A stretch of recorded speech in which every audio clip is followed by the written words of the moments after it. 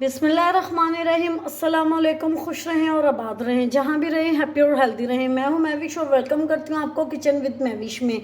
आज मैं आपके साथ ज़बरदस्त रेसिपी शेयर करने लगी हूँ। उम्मीद है आप लोगों को अच्छी लगेगी।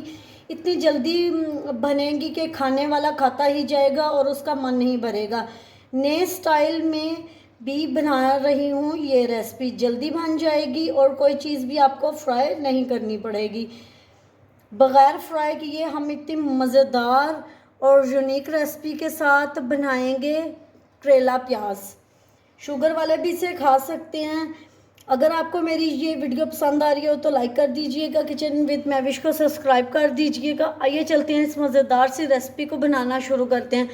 करेले बहुत अच्छे होते हैं शुगर वालों के लिए भी। और बिस्मिल्लाहिर्रहमानिर्रहीम। 1 किलो मैंने करेले ले लिए, उनको अच्छे से धो के वॉश करके, और ये देखें ऐसे छोटे छोटे काट लिए। आपने भी ऐसे ही काटने हैं, ज़्यादा मोटे नहीं आपने काटने। और अच्छी तरह इनको मैंने खुश्क कर लिया। मैंने कभी भी करेलों को नमक लगा के नहीं रखा, ऐसे ही धो के खुश्क करके, कभी भी इनमें कड़वाहट नहीं आई। अब इसमें डालेंगे कुछ मसाले। 1 टेबलस्पून इसमें नमक जाएगा, 1 टेबलस्पून इसमें मिर्चें जाएंगी,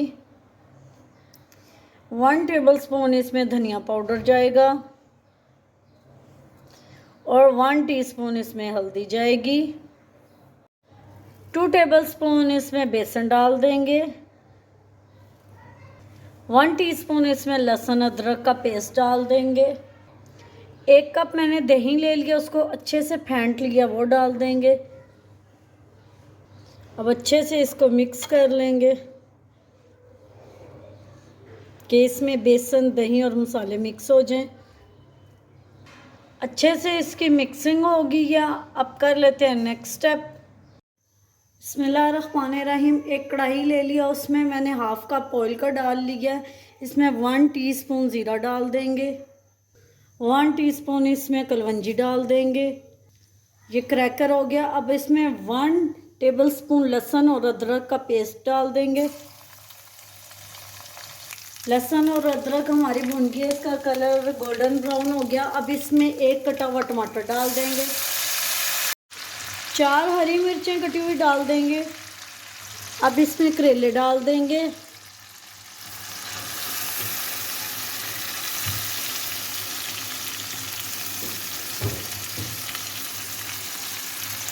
अब इसको हमने गोल्डन ब्राउन होने तक भून लेना करेलों को। जब इनका कलर गोल्डन हो जाएगा तो समझिए ये भुन गया। अगर किसी को ऑयल मना है या वो नहीं खाता तो वो 5 टेबलस्पून भी ऑयल डाल सकते हैं। वैसे मैंने हाफ कप डाला है।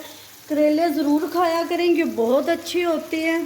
करेले छोटों को बड़ों को लाजमी खाने चाहिए।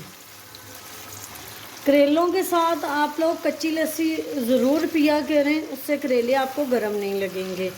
कच्ची लस्सी का इस्तेमाल ज़रूर करना चाहिए, क्योंकि ये जो सब्ज़ी होती है वो गर्मियों में ही मिलती है। वैसे तो सारा सीज़न मिलती है, लेकिन जो मज़ा गर्मियों में आता है ना, वो और किसी सीज़न में नहीं आता। ज़रूर बना के खाया करेंगे। और ये बेसन वाले तो आप ज़रूर ट्राई कीजिएगा, आपको डिफरेंट भी लगेंगे और आपको पसंद भी आएंगे। माशाल्लाह जी, करेले हमारे पक रहे हैं। वो कढ़ाई मुझे थोड़ी सी छोटी लगी तो मैंने इसको बड़ी में ट्रांसफ़र कर दिया। 1 टीस्पून इसमें डालेंगे अचार।